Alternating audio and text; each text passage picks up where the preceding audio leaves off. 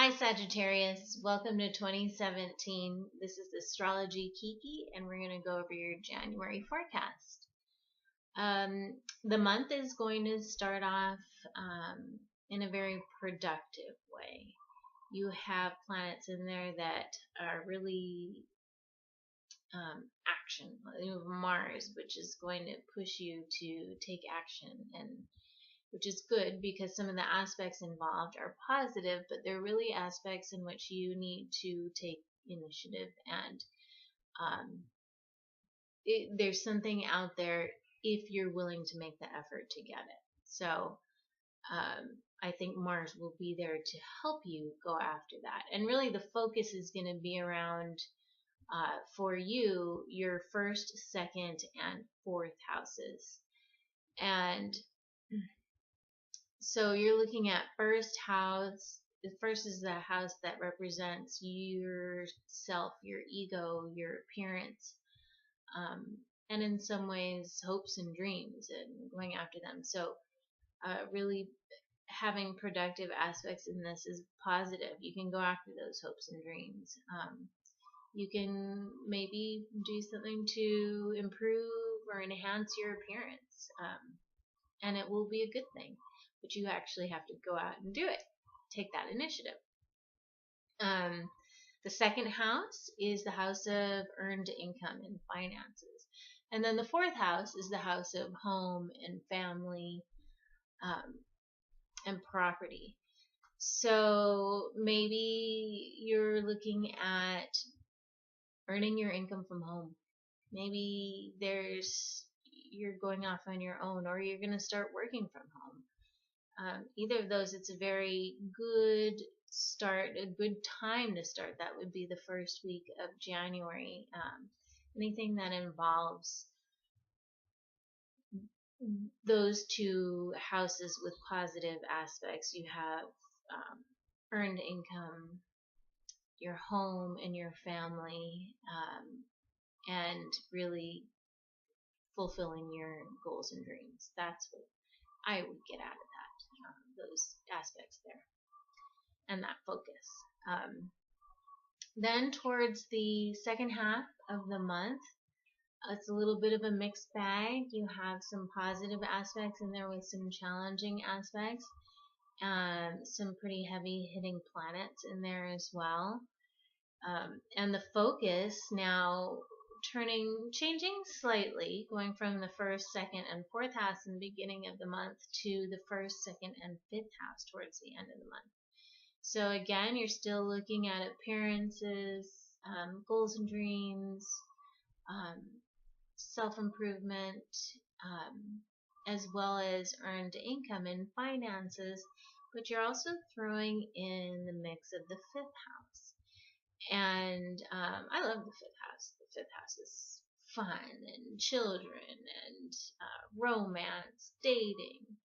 It's a fun one to throw into that mix, put it that way. So if there's any way you can be productive and initiate something that brings in income and is a ton of fun, maybe you do. So it's also, the fifth house also can involve sports. So maybe there's something involving a sport that you can make money from, or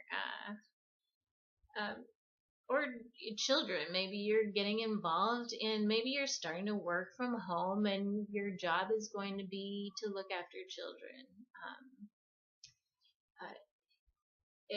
It could be one of many things, but it should be a fairly fun and bright time, even with those kind of more challenging aspects towards the end of the month.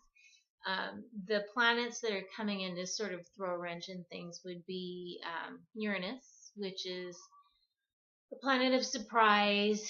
It's unstable. It involves things that you didn't anticipate, of course, with surprises. And then Neptune is the planet of creativity, but it's a very sort of surreal. Sometimes it can cloud your thinking. It makes you think everything's kind of rosy when maybe that's not the whole reality of it all. And also the planet Saturn is involved in those aspects towards the end of the month. And Saturn is a taskmaster. It'll teach you lessons. It's the planet of restriction. It's going to take things back, but at the same time, it's going to stabilize things. So it's a little bit in contrast to the fifth house of fun and go hang out with your friends and do whatever you want. Just be careful. You've got some again, the end of the month is a mixed bag of aspects where you have it doesn't look like anything terribly long term. It looks like you can have some obstacles thrown away in the way, and you can maybe come up with a creative resolution with Neptune to get over it, or through it, or over it. But just be aware, Saturn really likes you to think things through.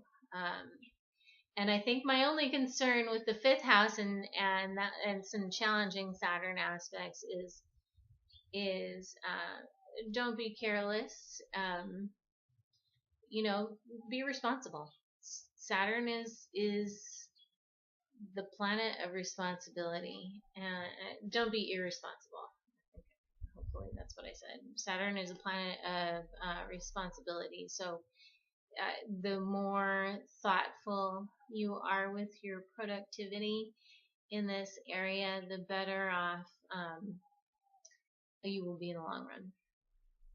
Towards the middle of the month, there's a full moon in your 7th house. And full moons tend to signify the endings of something, so that you can move on and start a new chapter. This isn't a terribly negative full moon, so it's probably something that you're going to be welcoming the end of. Your 7th house is the house of partnerships, so you're looking at long-term partnerships, maybe a business partnership or marriage or some kind of long-term relationship that you have, someone very close to you. So full moons can be emotional, but maybe you're moving on. Maybe you're moving on from a business partner, or something involving someone close to you. Again, it doesn't have to be negative. Maybe it's time, and or maybe just something. Sometimes when there's a full moon in your 7th house, it means you're getting married. You just got engaged, or you're getting married, and so it's sort of the end of one cycle, moving on to the next. The end of your cycle is just being, my boyfriend or girlfriend, to this is my fiance, or this is my husband or wife. So again, it doesn't have to be negative. It's just a sign that you're kind of moving into a different stage. Towards the end of the month, there is a new moon, which signifies beginnings, typically, and the new moon is in your 2nd house. Maybe you'll want to ask for a raise at this time. Your 2nd house is the house of earned income, and the planet Pluto is very close to this new moon. So planet Pluto is one of rebirth, kind of falling to the ashes and starting anew and building yourself back up again. So this could be a very positive time to maybe start a new endeavor, something that's going to bring in more money, and or ask for a raise or take a new promotion. That should be a very positive thing for you moving into 2017. So again, you actually have a great month with a couple little hiccups in it, but it looks like a lot of fun, a lot of focus on you and money and home and fun and children and family. So it should be a good time with a couple of little lessons in there, and definitely go out, take advantage of this highly productive and initiative period of time. Thanks.